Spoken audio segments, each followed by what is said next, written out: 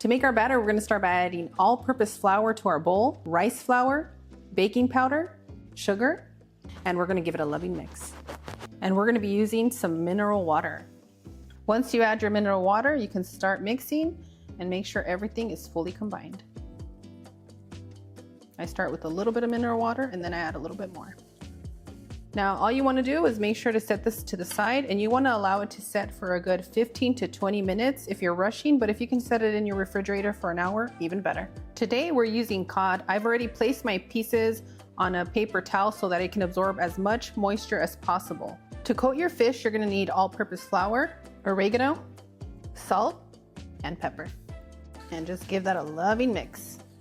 Go ahead and take your piece of fish and coat it with your flour, and then set it to the side. And this is just to make sure that our batter sticks to our fish. Perfect, I've already coated all the pieces of cod, and now what we're gonna do next is we're gonna dip each piece into our batter, and then we're gonna place it into the oil so that it can fry nice and crispy. And you are gonna have a little bit of batter fingers. I don't want you guys using your glove and doing this. I don't want you getting hurt and frying your glove. And then we're gonna place it into our oil. This will take you about 3 to 4 minutes total to fry your fish. So you're looking at about 1.5 minutes on each side.